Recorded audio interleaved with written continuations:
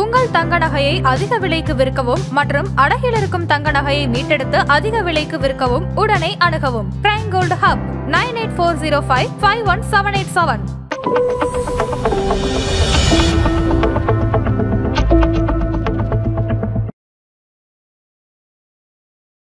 குரோர்பதி அப்படின்றது வந்து எல்லாத்துக்குமே அவசியம். எல்லாருமே ஒரு கோடீஸ்வரனாக மாறணும். எல்லாருமே கோடீஸ்வரன் ஆக முடியும். ப்ராப்பராக ஒரு பிளான் பண்ணி இன்வெஸ்ட் பண்ணாங்க அப்படின்னா டெஃபினட்டாக எல்லாத்தினாலையும் கோடீஸ்வரனாக மாறும். 12% க்ரோத் அப்படின்னு எடுத்துட்டோம்னாலே 20 வருஷத்தில் அவர்னால 1 கோடி அச்சீவ் பண்ணும். அதாவது 45 வயசில் எஸ்ஐபி இன்க்ரீஸ் பண்ணாமல் அந்த 10,000 எஸ்ஐபி கன்டினியூ பண்ணாலே 12% அவர்னால 1 கோடீஸ்வரனாக மாற முடியும். 30 வருஷத்துக்கு அப்புறம் நீங்கள் இன்கேஸ் உயிரோடு இருக்கீங்க அப்படின்றப்போ உங்களோட தேவைகள் வந்து அதிகமாக இருக்கும், விலைவாசி எல்லாம் ஏறி இருக்கும், செலவுகள் அதிகரிச்சு. அப்போ இந்த பணம் இல்லைன்னு நீங்கள் என்ன பண்ணுவீங்க? ஆனால் ஒருத்தர்னால எல்லா விஷயத்துலையும் ஒரே டைமில் ஃபோக்கஸ் பண்ண முடியாது. அதே மாதிரி தான் நம்மளோட இன்வெஸ்ட்மெண்ட். எனக்கு வந்து டைம் இருக்குது, என்னால் என்னோட இன்வெஸ்ட்மெண்ட்டை நானே மேனேஜ் பண்ணிக்க முடியும் அப்படின்னு அவங்க நினைச்சாங்கன்னா தாராளமாக அவங்க பண்ணலாம். பட் அதுக்கான டைம் எனக்கு இல்லை, என்னோட ஜாப்ல நான் ஆக்குபை ஆயிருக்கேன், வேறு விஷயங்கள் இருக்குது அப்படின்னு நினைச்சாங்கன்னா ஒரு அட்வைசர் மூலமாக பண்ணுறது பெட்டர். லாங் டேர்ம் வெல்த் பில்டிங்க்கு வந்து எந்த மாதிரி சார் சூஸ் பண்ண? இப்போ மியூச்சுவல் ஃபண்டோ இல்லை ஸ்டாக்ஸா இல்லை ட்ரெடிஷனல் மெத்தட்ஸா, எது சார் சூஸ் பண்ண? லாங் டேர்ம் அப்படின்னு நீங்கள் வந்துட்டீங்க அப்படின்னாலே நம்மளோட மெயின் அப்ஜெக்டிவ் வந்து வெல்த் கிரியேட் பண்ணணும் அப்படின்னு. அப்போ வெல்த் கிரியேட் பண்ணணும் அப்படின்னா நீங்கள் அந்த இடத்துல கொஞ்சம் ரிஸ்கி ப்ராடக்ட்குள்ளே தான் வரணும். அதுக்கு ஸ்டாக்ஸ் அண்ட் மியூச்சுவல் ஃபண்ட்ஸ் தான் பெட்டராக இருக்கும். கண்டிப்பாக மெயினாக வந்து ஒரு 10 இயர்ஸ்க்கு மேலே உங்களோட இன்வெஸ்ட்மெண்ட் கோல் இருக்குது அப்படின்னா மியூச்சுவல் ஃபண்ட் அண்ட் ஸ்டாக்ஸ் நீங்கள் கண்டிப்பாக பண்ணலாம்.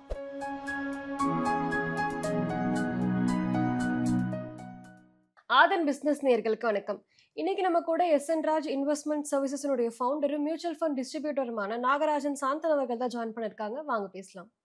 வணக்கம் சார். வணக்கம். எப்படி சார் இருக்கீங்க? நல்லா இருக்கு. All good, thanks. சார், இன்னைக்கு வந்து குரோர்பதி கான்செப்ட் தான் சார் பேச போகிறோம். குரோர்பதி கான்செப்ட் ரொம்ப பிரபலமாக பேசப்பட்டுக்கிட்டு இருக்கு. அதே சமயம் ஒரு மிடில் கிளாஸ் மேனால் இதெல்லாம் ரீச் பண்ண முடியுமா அப்படின்றதுமே ஒரு டாக்மே வந்து போயிட்டு இருக்கு. எப்படி சார் பார்க்குறீங்க? ஸோ நீங்கள் சொன்ன மாதிரி அந்த குரோர்பதி அப்படின்றது வந்து பார்த்தீங்கன்னா ஒரு காலகட்டத்துக்கு முன்னாடி அதை வந்து ஒரு சோசியல் ஸ்டேட்டஸ் மாதிரி பார்த்தாங்க. ஒருத்தர் கோடீஸ்வரன் அப்படின்றது ஒரு பெரிய விஷயம் அப்படின்னு நினைப்பாங்க. பட் ஆக்சுவலாக இன்னைக்கு அந்த குரோர்பதி அப்படின்றது வந்து பார்த்தீங்கன்னா சோசியல் ஸ்டேட்டஸ் மாதிரி கிடையாது, ஒரு நீட் ஆஃப் த அவர் அப்படின்ற மாதிரி வந்துருக்கு. ஸோ இன்னொரு 10-15 இயர்ஸ் கழிச்சு எல்லாத்து கையிலையும் மினிமம் 1 கோடி இருந்தால், அதாவது ஒரு கோடீஸ்வரனாக இருந்தால் தான் வாழ்க்கையை வாழ முடியும் அப்படின்ற மாதிரியான சூழ்நிலை வரும். ஏன்னா விலைவாசி எல்லாம் ஏறிட்டு இருக்கு இல்லைங்களா? ஸோ அதனால் இந்த குரோர்பதி அப்படின்றது வந்து எல்லாத்துக்குமே அவசியம். எல்லாருமே ஒரு கோடீஸ்வரனாக மாறணும். அப்போ தான் அவங்களோட லைஃப்பில் அந்த இன்ஃப்ளேஷன் எல்லாம் ஃபீட் பண்ணி அவங்களால வந்து சர்வைவ் பண்ண முடியும். அதனால் எல்லாருமே கோடீஸ்வரன் ஆக முடியும். ப்ராப்பராக ஒரு பிளான் பண்ணி இன்வெஸ்ட் பண்ணாங்க அப்படின்னா டெஃபினட்டாக எல்லாத்தினாலையும் கோடீஸ்வரனாக மாற முடியும். இப்போ நீங்கள் சொன்ன மாதிரி பிளான் பண்ணால் வந்து டெஃபினட்டாக வந்து குரோர்பதி வந்து ரீச் பண்ணலாம் அப்படின்ட்டு. ஸோ இப்போ ஒரு 25 இயர்ஸ் பர்சன் வந்து 30,000 ரூபாய் மாதம் சம்பாதிக்கிறார் அப்படின்னா அவருக்கான பிளான்னா நீங்கள் எந்த மாதிரி சார் சொல்லுங்கள்? இப்போ அவருக்கு ஒரு 25 வயசு அப்படின்ற மாதிரி எடுத்துட்டீங்க அப்படின்னா அவர் இப்போ தான் வந்து அவரோட கரியர் ஸ்டார்ட் பண்ணியிருப்பார், இப்போ தான் ஏர்ன் பண்ண ஆரம்பிச்சிருக்காரு. ஸோ கண்டிப்பாக அவரோட லைஃப்பில் கோயிங் ஃபார்வர்ட் இன்னும் அதிகமாக சம்பாதிக்க ஆரம்பிப்பார். ஆக்சுவலாக ஜாப்ஸ் மாத்திரப்போ வருஷங்கள் போகிறப்போ. பட் இந்த டைமில் ஒரு 30,000 சம்பாதிக்கிறார் அப்படின்னா ஃபஸ்ட் அதுலேருந்து அவரோட இன்வெஸ்ட்மெண்ட்டை ஸ்டார்ட் பண்ணணும். நிறைய பேர் பண்ணக்கூடிய ஒரு சின்ன விஷயம் பார்த்தீங்கன்னா இன்னும் கொஞ்ச நாள் ஆகட்டும், இன்னொரு 5 வருஷம் ஆகட்டும், லேட்டாக நம்ம ஸ்டார்ட் பண்ணலாம் அப்படின்ற மாதிரிலாம் யோசிப்பாங்க. அந்த மாதிரி யோசிக்காமல் அந்த 30,000 நீங்கள் சொன்ன மாதிரி ஒரு 25 வயசு ஒரு 30,000 சம்பாதிக்கிறாரு அப்படின்னா அதுலேருந்து மாதம் மினிமம் ஒரு 10,000 அப்படின்ற மாதிரி ஒரு எஸ்ஐபி ஸ்டார்ட் பண்ணார் அப்படின்னாலே 12% க்ரோத் அப்படின்னு எடுத்துட்டோம்னாலே 20 வருஷத்தில் அவர்னால 1 கோடி அச்சீவ் பண்ண முடியும். அதாவது 45 வயசில் எஸ்ஐபி இன்க்ரீஸ் பண்ணாமல் அந்த 10,000 எஸ்ஐபி கன்டினியூ பண்ணாலே 12% அவர்னால 1 கோடீஸ்வரனாக மாற முடியும். இப்போ நீங்கள் சொன்ன மாதிரி மந்த்லி 10,000. ஸோ மிடில் கிளாஸ் ஃபேமிலியால மந்த்லி 10,000 எடுத்துக்கிறது ரொம்ப கஷ்டமான விஷயம் இல்லை சார். இஎம்ஐலேயே உங்களுக்கு அந்த பாதி சாலரியில் பாதி வந்து இஎம்ஐலேயே போயிடுது. ஸோ நீங்கள் சொன்ன மாதிரி 10,000 ரூபாய் எடுத்து வைக்கிறது கஷ்டமாக இருந்தால் அதை விட குறைவான அமௌண்ட்டை என்ன மாதிரி? ஓகே, இப்போ இதை வேறு மாதிரி கூட நீங்கள் சொல்லலாம். எப்படின்னா இப்போ நீங்கள் சொன்ன அதே எக்ஸாம்பிள் எடுத்து ஒருத்தர் 25 வயசு அப்படின்னா ஒரு 45 வயசில் வந்து 1 crore அச்சீவ் பண்ணணும் அப்படின்றத ஒரு 5 வருஷம் தள்ளி 50 வயசு அப்படின்னு அவர் செட் பண்ணார்னா அதே 12% ரிட்டர்னில் 5,500 எஸ்ஐபிலேயே அந்த 1 crore ஸ்டார்ட் பண்ணும். ஓகே, 1 crore அமௌண்ட்டை ஒரு நாள் ரீச் பண்ண முடியும். இன்கேஸ் ஒரு 30 வருஷம் டைம் எடுத்துக்கிறார், 25 வயசு ஆகுது, 55 வயசில் அந்த 1 crore ஒரு கனவனை அடையணும்னு நினைச்சாருன்னா மாதம் 3,000 எஸ்ஐபி பண்ணாலே 12% ஆனுவல் ரிட்டர்ன் கணக்கில் அவரால் 1 கோடி அவரோட 55வது வயசில் கண்டிப்பாக அடையும். ஓகே, நீங்கள் சொன்ன மாதிரி பார்த்தீங்கன்னா மந்த்லி 3,000 எடுத்து வச்சோம் அப்படின்னாலே ஒரு 25 இயர்ஸ்க்கு அப்புறமா அந்த வந்து 1 crore ரீச் ஆகும். 30 வருஷம். நிறைய பேருக்கு வந்து அந்த பொறுமை இருக்க மாட்டேங்குது இல்லை சார்? கரெக்ட், அது எப்படி சார்? அது வந்து உண்மை.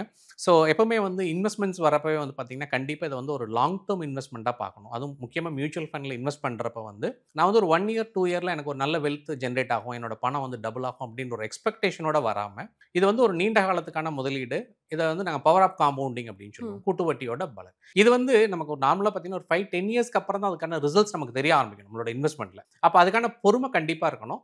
அதே மாதிரி இன்வெஸ்ட்மெண்ட்டை ஸ்டார்ட் பண்ணுறது அவங்க எவ்வளோ சீக்கிரம் ஆரம்பிக்கிறாங்களா, சொன்ன மாதிரி டிலே பண்ணாமல், ஒரு 25 வயசில் இருக்காரு, நான் ஒரு 30 வயசில் ஆரம்பிச்சுக்கலாம், 35 வயசில் ஆரம்பிச்சுக்கலாம் அப்படின்னு யோசிக்காமல் 25 வயசில் ஒரு காலேஜ் எல்லாம் முடிச்சுட்டு வேலைக்கு போக ஆரம்பிச்ச உடனே இன்வெஸ்ட்மெண்ட்டை ஸ்டார்ட் பண்ணாங்க அப்படின்னா கண்டிப்பாக அவங்களால வெல்த்தை கிரியேட் பண்ண முடியும். இப்போ நீங்கள் சொல்லும்போது இன்னொரு கேள்வி என்னவா இருக்குன்னா, இப்போ நான் மந்த்லி 3,000 எடுத்து வைக்கிறேன்னா 25 இயர்ஸ் நான் வெயிட் பண்ண வேண்டியது இருக்கு, அதுக்குள்ள நான் இருப்பேனா இல்லையானே எனக்கு தெரியல, அதுக்கப்புறம் அந்த 1 கோடி வச்சு நான் என்ன பண்றது அப்படின்ற மாதிரிலாம் கேள்வி கேட்டுக்கிட்டு இருக்காங்க. இது எப்படி சார்? இது வந்து ஒரு ஹைப்போதெட்டிக்கல் கொஸ்டின் அப்படின்னு சொல்லலாம். ஆக்சுவலாக நிறைய பேர் சொல்றது 30 வருஷத்துக்கு அப்புறம் எனக்கு 1 கோடி கிடைச்சு என்ன பண்ணுது அப்படின்னு கேட்பாங்க. இதே ஹைப்போதெட்டிக்கல் கொஸ்டின் நம்ம வேற மாதிரி கூட கேட்கலாம்.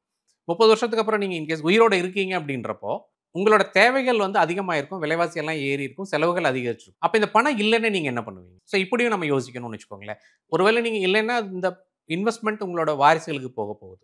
நீங்கள் உருவாக்கி வச்சிருக்கக்கூடிய மியூச்சுவல் ஃபண்ட் அந்த வெல்த் வந்து உங்களோட வாரிசுகளுக்கு போகுது. இருக்கீங்க அப்படின்றப்ப அது கண்டிப்பாக உங்களுக்கு ஹெல்ப் பண்ணும். அதனால கண்டிப்பாக எல்லாருமே வந்து இந்த ஒரு கேள்வி, இந்த ஒரு பாயிண்ட் ஆஃப் வியூவில் யோசிக்காம நம்ம ஹெல்த்தியாக இருப்போம் அப்படின்னு யோசிச்சு இன்வெஸ்ட்மெண்ட்டை ஸ்டார்ட் பண்ணணும். ஓகே, இப்போ நீங்கள் சொன்ன மாதிரி அந்த 1 crore 45 இயர்ஸ் ஒரு 50 வயசுல இருந்து 1 crore வச்சிருக்காங்க அப்படின்னா, ஸோ அப்போ 25 வருஷம் கழிச்சு அந்த இன்ஃப்ளேஷன் ரேட் ஒன்று இருக்குல்ல சார்? கண்டிப்பாக. ஸோ அப்போ அந்த இன்ஃப்ளேஷன் ரேட் அந்த 1 கோடி கம்மியாக தானே சார்? கண்டிப்பாக. நாங்கள் அதனால தான் என்ன சொல்கிறோம்னா, மினிமம் நீங்கள் வந்து ஒரு கோடீஸ்வரன் ஆகணும்னா அந்த 1 crore ஒரு மினிமம் அமௌண்ட்டாக இனிஷியல் அமௌண்ட்டாக செட் பண்ணணும். எகெயின் இப்போ ஒருத்தர் வேலைக்கு போக ஆரம்பிக்கிறப்ப எங்களோட சம்பளம் குறைவாக இருக்கும். அப்போ அவங்க 1 கோடின்ற ஒரு டார்கெட்டை வச்சு ஒரு எஸ்ஐபி ஆரம்பிக்கிறாங்க அப்படின்னா அடுத்து அவங்க ஜாப் சேஞ்ச் பண்ணுறப்போ அதை வந்து இன்க்ரீஸ் பண்ணணும். உதாரணம் ஒரு 3 வருடங்களில் ஒரு அடுத்த வேலை மாறுறாரு, இன்னொரு 10-20,000 சம்பளம் அதிகரிக்குது அப்படின்னா அந்த 1 crore டார்கெட்டை 2 crore அவர் மாற்றணும். அடுத்து இன்னொரு ஜாப் சேஞ்ச் பண்ணுறாரு ஒரு 2 இயர்ஸில் அப்படின்னா அந்த 2 crore 3 crore மாற்றணும். ஸோ ஆரம்பிக்கிறது குறைவான அமௌண்ட்டாக இருந்தாலும் கூட நாட்கள் போக போக நம்மளோட சேலரி இன்க்ரீஸ் ஆகுது, ஜாப் மாற்றுறோம் அப்படின்றப்ப அந்த டார்கெட் இன்க்ரீஸ் பண்ணால் மட்டும்தான் வந்து நீங்கள் ஒரு 2 crore 5 crore 10 crore அப்படின்ற கார்ப்ஸ் அடைய முடியும். பட் எடுத்தோடனே நான் 10 crore டார்கெட் வச்சு நான் 30,000 எஸ்ஐபி பண்ண முடியும்னா முடியாது எல்லாத்தினாலையும். அப்போ 1 crore டார்கெட் வச்சு 3,000 ஆரம்பிங்க. பட் நாட்கள் ஆகிறப்போ உங்களோட சேலரியில் இன்க்ரீஸ் ஆகிறப்போ கண்டிப்பாக உங்களோட டார்கெட் அமௌண்ட் நீங்கள் இன்க்ரீஸ் பண்ணி. ஓகே, இப்போ மியூச்சுவல் ஃபண்டில் வந்து சேம் ரிஸ்க் எந்த அளவுக்கு இருக்கோ அதே மாதிரி தான் ரிட்டர்ன்ஸுமே வந்து இருக்குது. ஸோ நிறைய பேர் இந்த மியூச்சுவல் ஃபண்ட் ரிஸ்க் இருக்கா அப்படின்றதால வந்து எஃப்டி ஆர் ட்ரெடிஷனல் மெத்தட்ஸ் வந்து நோக்கி போகிறாங்க. இது எப்படி சார் பார்க்குறீங்க? ஓகே, இது நாங்கள் சிம்பிளாக ஒரு சின்ன எக்ஸாம்பிள் சொல்லுவோம். எப்பவுமே உங்களோட தேவைகள் வந்து நீண்ட கால நோக்கில் இருக்குது அப்படின்றப்ப நீங்கள் கண்டிப்பாக ரிஸ்க் எடுக்கணும். இதை ஒரு சின்ன எக்ஸாம்பிள் எப்படி நீங்கள் பார்க்கலாம்னா, இப்போ ஒரு கார்லையோ அல்லது பைக்லையோ வந்து நான் ஒரு 150 கிலோமீட்டர் ஸ்பீட்லையோ 120 கிலோமீட்டர் ஸ்பீட்லையோ போகிறேன்றது ரிஸ்க் ஃபேக்டர் தான். பட் எங்கே நீங்கள் அந்த ஸ்பீடில் போகிறீங்கன்ற ஒரு மேட்டர் இருக்குது இல்லையா? உதாரணம் ஒரு குறுகலான சந்தில் நீங்கள் 120 கிலோமீட்டரில் போக முடியாது. பட் அதே ஒரு நேஷனல் ஹைவேல நீங்கள் 120 போகிறது தான் சேஃப் ஆக்சுவலாக. ஏன்னா எல்லாரும் அதே ஸ்பீடில் தான் போயிட்டு இருப்பாங்க. அதே மாதிரி உங்களோட முதலீட்டுக்கான கால அளவு நீண்ட காலமாக இருக்குது, ஒரு 10 வருஷத்துக்கு மேலே இருக்குது அப்படின்னா நீங்கள் கண்டிப்பாக ரிஸ்க் எடுக்கணும். அப்போ தான் அதுக்கான ரிட்டர்ன்ஸ் நமக்கு கிடைக்கும். பட் அதே 1 year 2 yearக்கான அமௌண்ட் இருக்குன்னா அதை வந்து நீங்கள் சொன்ன மாதிரி பேங்க்ல ஒரு எஃப்டியாவோ அல்லது லிக்விட் ஃபண்ட்லேயோ போட்டு வைக்கலாம். அந்த இடத்துல நம்ம வந்து ரிட்டர்ன் ஜென்ரேட் பண்ணணும், ஹை ரிட்டர்ன்ஸ் வேணும்னு எதிர்பார்க்கக்கூடாது. அப்போ உங்களோட நீட் வந்து லாங் டேர்ம் அப்படின்னா கண்டிப்பாக நீங்கள் ரிஸ்க் எடுக்கணும், கண்டிப்பாக அதுக்கான ரிட்டர்ன்ஸ் கிடைக்கும். ஷார்ட் டேர்மில் இருக்குது அப்படின்னா ரிஸ்க் அளவை நம்ம குறைச்சிக்கணும். இதுக்கு வந்து உங்களோட மியூச்சுவல் ஃபண்ட் அட்வைசர்ஸ் வந்து ஹெல்ப் பண்ணுவாங்க. ஓகே, நீங்கள் மியூச்சுவல் ஃபண்ட் அட்வைசர் சொல்லியிருந்தீங்க. இப்போ நிறைய பேர் இப்போ எஸ்ஐபி இந்த கான்செப்ட் பேசப்பட்டு இருக்கிறதுனால நானே எஸ்ஐபி பண்ணிக்கிறேன், அதை இன்ஸ்டாகிராம் ரீல்ஸ் எல்லாம் பார்க்குறேன், நானே பண்ணிக்கிறேன் அப்படின்ற மாதிரிலாம் அவங்களாம் வந்து போகிறாங்க. இது எப்படி சார் பார்க்குறீங்க? ஆக்சுவலாக இதில் சரி தப்பு அப்படின்ற கான்செப்ட் இல்லைன்னு வச்சுக்கோங்களேன். இது சரி இது தப்பு அப்படின்றது இல்லை. ஒரே ஒரு சிம்பிளான ஒரு விஷயம் வந்து சொல்லுவாங்க, you can do anything but not everything. ஜென்ரலாக அதாவது ஒரு மனிதனால எல்லா விஷயங்களையும் செய்ய முடியும், செய்ய முடியாதுன்ற விஷயங்கள் கிடையவே கிடையாது. ஆனால் ஒருத்தர்னால எல்லா விஷயத்துலையும் ஒரே டைமில் ஃபோக்கஸ் பண்ண முடியாது. அதே மாதிரி தான் நம்மளோட இன்வெஸ்ட்மெண்ட்டும். எனக்கு வந்து டைம் இருக்குது, என்னால் என்னோட இன்வெஸ்ட்மெண்ட்டை நானே மேனேஜ் பண்ணிக்க முடியும் அப்படின்னு அவங்க நினைச்சாங்கன்னா தாராளமாக அவங்க பண்ணலாம். பட் அதுக்கான டைம் எனக்கு இல்லை, ஏன்னா என்னோட ஜாப்ல நான் ஆக்குபை ஆயிருக்கேன், வேறு விஷயங்கள் இருக்குது அப்படின்னு நினைச்சாங்கன்னா ஒரு அட்வைசர் மூலமாக பண்ணுறது பெட்டர். ஓகே, இப்போ எஸ்ஐபி ஸ்டார்ட் பண்ணுறாங்க அப்படின்னு நிறைய பேர் வந்து நடுவில் வந்து ஸ்டாப் பண்ணிடுவாங்க, இல்லை பாஸ் பண்ணுவாங்க. ஸோ இது சரியானதா சார்? ஆக்சுவலாக பண்ணக்கூடாது எங்களை பொறுத்த வரைக்கும். எதனால என்ன, நீங்கள் ஒரு தேவைகளுக்காக முதலீடு பண்ணுறீங்க. உதாரணம் ஒரு குழந்தையோட படிப்புக்காக ஒரு 15 வருஷம் இருக்குது, எனக்கு ஒரு 50 லட்ச ரூபா வேணும் அப்படின்னு ஒரு டார்கெட்டோட நீங்கள் வந்து உங்களோட இன்வெஸ்ட்மெண்ட்டை ஸ்டார்ட் பண்ணுறீங்க. அப்போ இடையில நீங்கள் இந்த மாதிரி நிறுத்துறதுனாலையோ அல்லது கொஞ்ச நாள் நிறுத்தி வைக்கிறனால என்ன ஆகும்னா நீங்கள் எதிர்பார்த்த கார்பஸ் உங்களால் உருவாக்க முடியாது. அதனால் எங்களை பொறுத்த வரைக்கும் ஒரு கோல் நம்ம டார்கெட் செட் பண்ணோம் அப்படின்னா அதை அச்சீவ் பண்ணுறதுக்காக நம்ம அதை கண்டினியூவாக அதை நோக்கி போயிட்டு இருக்கணும். இது ஒரு ப்ராசஸ். ஸோ இதை முடிஞ்ச அளவுக்கு நம்ம வந்து ஸ்டாப் பண்ணக்கூடாது. பட் இன்கேஸ் ரொம்ப எமர்ஜென்சி ஏதோ ஒரு சூழ்நிலைன்றப்ப இடையில 1 மாதமோ 2 மாதமோ முடியாத காலகட்டத்தில் நிறுத்துறதுன்றது ஓகே தான். பட் முடிஞ்ச அளவுக்கு அதை அவாய்ட் பண்ணணும். இப்போ நிறைய பேர் வந்து எஸ்ஐபியில் பண்ணுற மிஸ்டேக்னு என்ன சார் சொல்லுவீங்க? எஸ்ஐபியில் பண்ணக்கூடிய மிஸ்டேக்ஸ் அப்படின்னா ஃபர்ஸ்ட் பாயிண்ட் பார்த்தீங்கன்னா, ஆக்சுவலாக அவங்களால ஒரு பெரிய அமௌண்ட் இன்வெஸ்ட் பண்ண முடியும், பட் அது பண்ண மாட்டாங்க. உதாரணம் ஒருத்தருக்கு வந்து ஒரு 10,000 ரூபாயோ 20,000 ரூபாயோ மந்த்லி இன்வெஸ்ட் பண்ணுறதுக்கான கேப்பபிலிட்டி இருக்கும், சேலரி இருக்கும். பட் அவங்க என்ன பண்ணுவாங்கன்னா ஒரு ட்ரையல் அண்ட் எரர் மாதிரி ஒரு 1000 ரூபா மட்டும் இன்வெஸ்ட் பண்ணி பார்க்கலாம், 2000 ரூபா மட்டும் பண்ணுவோம் அப்படின்ற ஒரு கான்செப்ட்ல குறைவான அமௌண்ட் பண்ணுவாங்க. ஒரு 10-15 இயர்ஸ்க்கு அப்புறம் வெல்த் கிரியேட் ஆனதுக்கப்புறம் யோசிப்பாங்க, நம்ம அதிகமாக பண்ணியிருந்தா இன்னும் நல்ல ரிட்டர்ன் எனக்கு வந்திருக்குமோ அப்படின்ற மாதிரி.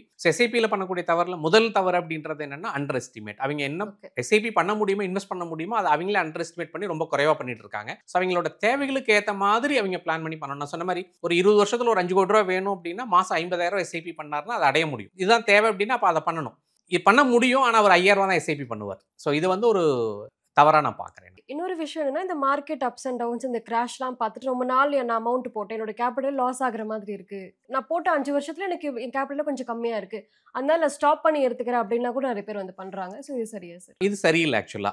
இது நாங்கள் எங்களோட அட்வைசருக்கு நாங்கள் வந்து எஜுகேட் பண்ணுறது என்னன்னு பார்த்தீங்கன்னா, முதல் விஷயங்கள் வந்து நீங்கள் இன்வெஸ்ட் பண்ணுறப்ப லாங் டேர்ம் அப்படின்னு யோசிச்சிங்க அப்படின்னா கண்டிப்பாக ஷார்ட் டேர்மில் அந்த வாலட்டிலிட்டி இருக்கும். மார்க்கெட்ஸ் அப்படின்றது இனிஷியலாக வந்து உங்களுக்கு பெரிய ரிட்டர்ன்ஸ் கொடுத்துறாது. நீங்கள் ஈவன் க்ரோர்ஸால் நீங்கள் இன்வெஸ்ட் பண்ணியிருந்தாலும் கூட உங்கள் பணம் உடனே வளர்ந்துடாது. கண்டிப்பாக அப்ஸ் அண்ட் டவுன்ஸ்ன்றது இனிஷியல் டைமில் இருக்கும். இதை தாண்டி வந்தால் மட்டும்தான் நம்ம வந்து அந்த வெல்த்தை வந்து கிரியேட் பண்ண முடியும். நம்ம சொன்ன மாதிரி தெர் இஸ் நோ பெயின் அப்படின்னா தெர் இஸ் நோ கெயின். அப்போ இந்த பெயின் சின்ன பெயின் இதை வந்து நம்ம தாங்கிக்கணும். அதாவது நம்மளோட இன்வெஸ்ட்மெண்ட் வந்து ஃப்ளக்சுவேட் ஆகும், கண்டிப்பாக இன்வெஸ்ட்மெண்ட்ஸ் மேலேயும் கீழேயும் போகும் அப்படின்றத புரிஞ்சுட்டு அந்த மாதிரி இன்கேஸ் மார்க்கெட் டவுன்னால எனக்கு கீழே வருது, நெகட்டிவ்ல இருக்கு வேல்யூ அப்படின்னா அதை தாண்டி வந்தால் மட்டும்தான் நம்ம ஒரு நல்ல வெல்த்தை கிரியேட் பண்ண முடியும். ஸோ இன்வெஸ்டருக்கு அந்த பொறுமை கண்டிப்பாக வேணும். ஓகே சார், இப்போ நீங்கள் வந்து புதுசாக ஒரு இன்வெஸ்டர்ஸ் வந்து எஸ்ஐபி ஸ்டார்ட் பண்ண போகிறாங்க அப்படின்னா அவங்களே நீங்கள் கொடுக்க வேண்டிய அட்வைஸ்னா என்ன சார் சொல்லுங்கள்? ஸோ முதல் விஷயம் அவங்களுக்கு பார்த்தீங்கன்னா நான் சொன்ன மாதிரி கோல் செட் பண்ணணும். எந்த ஒருத்தரும் வந்து ஒரு எஸ்ஐபி நான் ஆரம்பிக்கிறேன் அப்படின்னா அது எதுக்காக பண்ணுறோம் அப்படின்ற கிளாரிட்டி அவங்களுக்கு முதல்ல இருக்கணும்.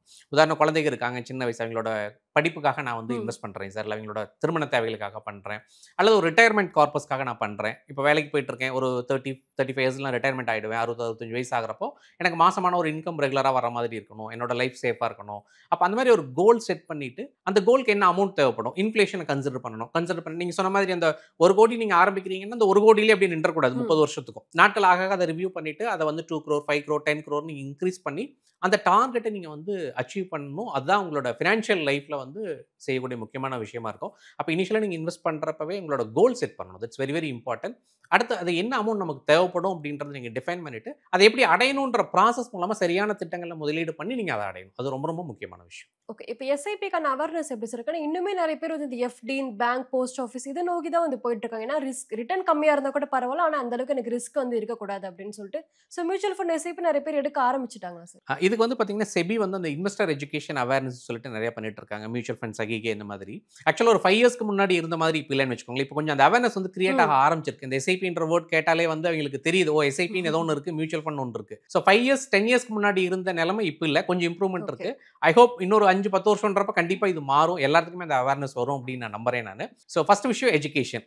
மியூச்சுவல் ஃபண்ட் பார்த்தினா எஜுகேஷன் வந்து கொண்டு போகணும். செபி அதை நல்லா பண்ணிட்டு இருக்காங்க உண்மையாலுமே. இன்வெஸ்டர் அவேர்னஸ் ப்ரோக்ராம் மூலமாக, மியூச்சுவல் ஃபண்ட் சைகே மூலமாக. நான் ஜென்ரலாக சொல்கிறது என்ன அப்படின்னா, உங்களுக்கு மியூச்சுவல் ஃபண்டை பற்றி ஒரு பயம் இருக்குது அப்படின்னா முதல்ல ஒரு அட்வைஸரை பேசுங்க. நீங்கள் இன்வெஸ்ட் பண்ணணும்னு அவசியம் இல்லை, ஃபர்ஸ்ட் பேசுங்க. உங்களோட சந்தேகங்கள் என்ன அப்படின்றத நீங்கள் வந்து ஃபர்ஸ்ட் கிளியர் பண்ணாலே உங்களுக்கு வந்து அது ஒரு சரியான முதலீட்டு முறை அப்படின்றது உங்களுக்கு புரிஞ்சிடும். கண்டிப்பாக நீங்கள் முதலீடு ஆரம்பிப்பீங்க, கண்டிப்பாக வெல்த் கிரியேட் பண்ணுவீங்க. ஓகே, இப்போ நீங்கள் சொன்ன மாதிரி பார்த்தீங்கன்னா இந்த க்ரோர்பதி, இன்ஃப்ளேஷன் இதெல்லாம் பார்க்க போனால் எக்ஸ்பென்ஸ் ரேஷியோன்னு ஒரு விஷயம் இருக்கு. ஸோ எக்ஸ்பென்ஸ் ரேஷியோவை கவனிக்க வேண்டியது எந்த அளவுக்கு சார் இம்பார்ட்டண்ட்டாக இருக்கு? எக்ஸ்பென்ஸ் ரேஷியோ அப்படின்றது நம்மளோட இன்வெஸ்ட்மெண்ட்ல ஒரு சின்ன பார்ட்னு வச்சுக்கோங்களேன். சில பேர் என்ன பண்றாங்கன்னா அந்த எக்ஸ்பென்ஸ் ரேஷியோ மட்டுமே மெயினா எடுத்துட்டு ஒரு முடிவுகள் எடுக்கிறாங்க. நாங்க அதுதான் சொல்லுவோம், எக்ஸ்பென்ஸ் ரேஷியோன்றது ஒரு சின்ன பார்ட். இது வந்து ஒரு சின்ன உதாரணத்து மூலமா சொல்லணும்னா, நாங்க ஜென்ரலா முதலீட்டாளர்கிட்ட கேட்கிறப்போ நீங்க வந்து டாக்ஸ் கட்டணும்னு நினைக்கிறீங்களா உங்களோட சம்பளத்தில்? என்ன வேணான்னு தான் சொல்லுவாங்க. முடிஞ்ச அளவுக்கு நாங்கள் டேக்ஸ் கட்டக்கூடாது, ஏன்னா கஷ்டப்பட்டு நான் சம்பாதிக்கிறேன், அதில் டேக்ஸ் கட்டணும் அப்படின்னு கேள்வி வரும். இப்போ ஒருத்தர் வந்து ஒரு 5 lakhs சிடிசி வாங்குறாருன்னு வச்சுக்கோங்களேன். ஒரு பர் இயர் வந்து 5 lakhs வாங்குறாரு அப்படின்னா அவர் டேக்ஸ் கட்ட வேண்டியதில்லை கவர்மெண்ட்டுக்கு. பட் 50 lakhsக்கு அவருக்கு ஒரு ஆஃபர் வருது அப்படின்னா அதை எடுத்துட்டாருன்னா கண்டிப்பாக ஒரு டேக்ஸ் கட்டி ஆகணும். பட் இந்த செகண்ட் ஆப்ஷன் தான் அவருக்கு பெஸ்ட்டாக இருக்கும். ஏன்னா டேக்ஸ் கட்டினாலும் கூட ரிமைனிங் இருக்கக்கூடிய கார்பஸ் அப்படின்றது இந்த ஃபர்ஸ்ட் சினாரியோவோட அதிகமாக இருக்கும். அதே மாதிரி தான் இன்வெஸ்ட்மெண்ட்டை பொறுத்த வரைக்கும். எனக்கு எக்ஸ்பென்ஸ் ரேஷியோ அதிகமாக இருக்குது அப்படின்றது இங்கே விஷயம் இல்லை. அதிகமாக இருந்தாலும் கூட என்னோட ஃபண்ட் அதிகமான ரிட்டர்னை ஜென்ரேட் பண்ணுது அப்படின்னு என்னோட வெல்த் இன்னும் அதிகமாக கிரியேட் ஆகும். அதனால் எக்ஸ்பென்ஸ் ரேஷியோ அப்படின்றது ஒரு பாயிண்ட் தான் இன்வெஸ்ட்மெண்ட்டை பொறுத்த வரைக்கும் கன்சிடர் பண்ணணும். பட் அது வந்து இட்ஸ் நாட் 100% அதை மட்டுமே பார்த்து நான் முதலீடு பண்ணுவேன் அப்படின்றது ஒரு தவறான முறை. ஓகே, இப்போ லாங் டேர்ம் வெல்த் பில்டிங்க்கு வந்து எந்த மாதிரி சார் சூஸ் பண்ண? இப்போ மியூச்சுவல் ஃபண்டோ இல்லை ஸ்டாக்ஸா இல்லை ட்ரெடிஷனல் மெத்தட்ஸா, எது சார் சூஸ் பண்ணலாம்? லாங் டேர்ம் அப்படின்னு நீங்கள் வந்துட்டீங்க அப்படின்னாலே நம்மளோட மெயின் அப்ஜெக்டிவ் வந்து வெல்த் கிரியேட் பண்ணணும் அப்படின்றது. அப்போ வெல்த் கிரியேட் பண்ணணும் அப்படின்னா நீங்கள் அந்த இடத்துல கொஞ்சம் ரிஸ்கி ப்ராடக்ட்குள்ளே தான் வரணும். அதுக்கு ஸ்டாக்ஸ் அண்ட் மியூச்சுவல் ஃபண்ட்ஸ் தான் பெட்டராக இருக்கும். கண்டிப்பாக மெயினாக வந்து ஒரு 10 இயர்ஸ்க்கு மேலே உங்களோட இன்வெஸ்ட்மெண்ட் கோல் இருக்குது அப்படின்னா மியூச்சுவல் ஃபண்ட் அண்ட் ஸ்டாக்ஸ் நீங்கள் கண்டிப்பாக பண்ணலாம். ஸ்டாக்ஸை பொறுத்த வரைக்கும் என்னென்னா உங்களுக்கு அந்த டைம் இருக்குது, நான் இண்டிவிஜுவலாக பண்ண முடியும் அப்படின்னு தெரிஞ்சது, அனாலிசிஸ் எல்லாம் பண்ண முடியும்னு தெரிஞ்சதுன்னா ஸ்டாக்ஸ் நீங்கள் பண்ணலாம். இல்லை அதெல்லாம் எனக்கு எதுவும் வேண்டாம், நான் கொஞ்சம் இன்வெஸ்ட்மெண்ட் பண்ணணும், என் பணமும் வளரணும், சேஃபாக இருக்கணும், டைவர்சிஃபிகேஷன் வேணும் அப்படின்னு நீங்கள் நினச்சிங்கன்னா மியூச்சுவல் ஃபண்ட் ரூட் வந்து ரொம்ப பெஸ்ட். குரோர்பதி கான்செப்ட் பற்றி நிறைய விஷயங்களை சொல்லியிருந்தீங்க. ரொம்பவே நன்றி. ரொம்ப தேங்க்ஸ்.